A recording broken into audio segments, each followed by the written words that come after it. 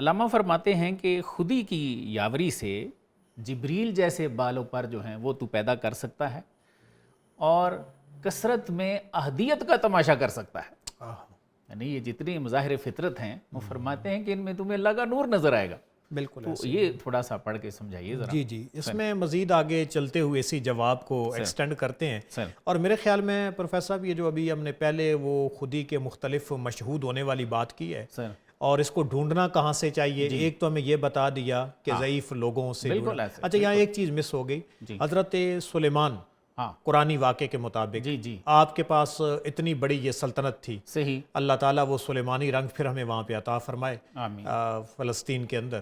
تو وہ جو آپ نے ہیکل سلیمانی تعمیر کیا، آپ کو اللہ نے وہ بادشاہیاں عطا کی تھی، تو بڑے بڑے شکار تھے آپ کے. صحیح. اس کے باوجود وہاں پہ جو واقعات میں چیونٹیوں کی کنورسیشن ہے نا، وہاں سے بھی وزڈم نظر آتی ہے. بالکل ایسے ہی ہے. تو یہ بات ہے کہ جن کے بڑے بڑے شکار ہیں، بڑے بڑے ارادے ہیں، وہی کی تائید ہے، ان کو بھی اللہ چھوٹی مخلوق سے یہ چیزیں عطا فرماتا ہے. اور یہ حضرت علامہ کا اپنا طریقہ کار بھی رہا ہے. جیسے وہ گلہری کو بھی لیا، بکری اور گلہری، بالکل اس طرح کے آپ نے موضوعات لیے ہیں تاکہ لوگوں کو اصل سبق دیا جائے.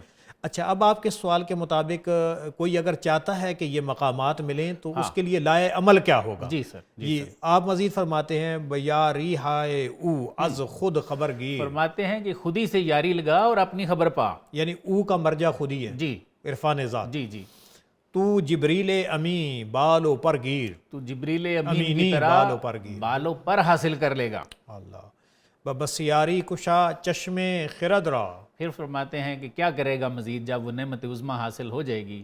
اس بسیاری میں جو مظاہر فطرت ہیں، بسیار چیزیں ہیں، ان میں تو چشم بے کشا اپنی آنکھیں جب کھولے گا تو کیا پائے گا کہ دریا بھی تماشائے احد را، ان میں اللہ تعالیٰ کا نور دیکھے گا. تو یعنی کہ یہ سب مناظر الگ آئیڈینٹی کے باوجود، تشخص کے باوجود ایک جگہ پہ مساوات بھی رکھتے ہیں اور ایک جگہ پہ جمع بھی کنورج ہوتے ہوئے نظر آتے ہیں. اور وہ فراست المومن ینظر بنور اللہ، اور ہر ایک تمہیں اس خدا واحد کی طرف لے کے جائے گا. بالکل ایسے. ٹھیک ہے. اس کے بعد کہتے ہیں نصیب خود زبوئے پیراہن گیر. پھر ایک خاص بات فرماتے ہیں کہ اپنا حصہ وہ پالے کسی کے خاص پیراہن سے. اب یہ ایویڈنس قرآن سے دی جا رہی ہے. جی، قرآن سے دی جا رہی ہے. تھوڑا سا واضح کر دیں، یہ کانٹیکسٹ ریکال کریں حضرت یعقوب اور حضرت یوسف والا. جی ٹھیک ہے. جیسے غنی نے بھی کہا غنی روزے سیاہ پیرے کنارہ تماشا کن، کہ نور دیداش روشن کند چشم زلیخا را. سبحان اللہ. واہ. تو ٹھیک ہے. تو یہ اسی واقعے کی جانب اشارہ ہے. اور کہتے ہیں نصیب خود زبوئے پیراہن گیر. کسی کے لباس سے بھی تو اپنا نصیبہ حاصل کر سکتا ہے. بکن نگھت از مصر و یمن گیر. اور کنان میں رہ کے خوشبو کہاں سے پا؟ مصر اور یمن سے. یہ یمن والا بھی حضرت ویسے کرنی والا بھی تلمی ہے اس میں کہ حضور صلی اللہ علیہ وآلہ وسلم اپنے یہ بٹن مبارک کھول کے تو یمن کی طرف منہ کر کے کھڑے ہوتے اور فرماتے کہ ہمیں یہاں سے خوشبو آتی ہے. مولانا روم نے اس پہ کافی کلام لکھے ہیں. بو العجب آمد زمن ہر کے مرنبی راز یمن.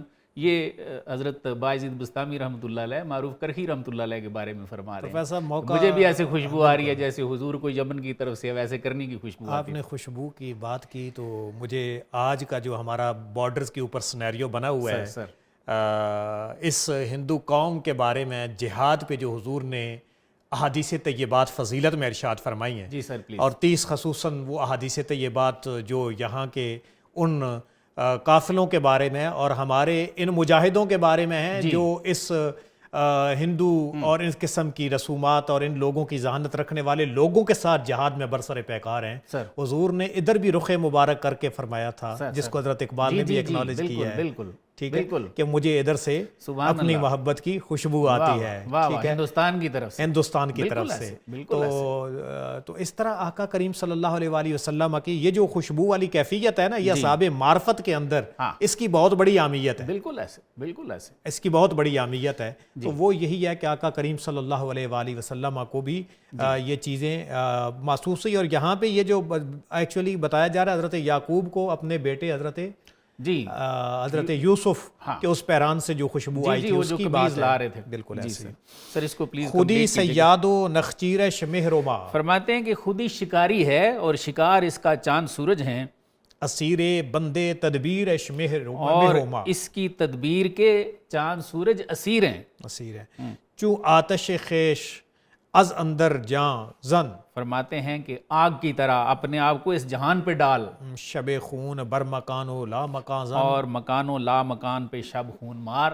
یعنی اس کائنات پہ کہتے ہیں اپنی آگ کو ڈال، دوسرے بھی فیض پائیں تیرے سے. دوسرے بھی فیض ہیں. یعنی کہ وہ پھر یہ کوئی محدود ہی نہیں رہے گی. جی حضرت علامہ کا مجھے ایک کلام یاد آ رہا ہے. آپ پیر رومی کے لیے فرماتے ہیں، فرماتے ہیں کہ ترسم ازاں روزے، مجھے اس روز سے ڈر لگتا رہتا ہے. صحیح ہے. ترسم ازاں روزے کہ محرومش کند، کہ کہیں ایسا نہ ہو کہ پیر رومی مجھے محروم فرما دیں. صحیح ہے.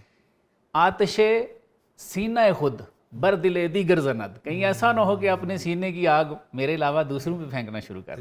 مجھے ڈر لگتا ہے. ایک اور جگہ جو مفہوم بتایا کہ ضلع یہ جب معرفت تو پا لے گا تو ضلع میں باہر میں کھو کر سنبھل جا، تڑپ جا پیچ کھا کھا کر بدل جا، نہیں ساحل تیری قسمت میں اے موج، تو جس طرف چاہے ابھر کر نکل جا. واہ.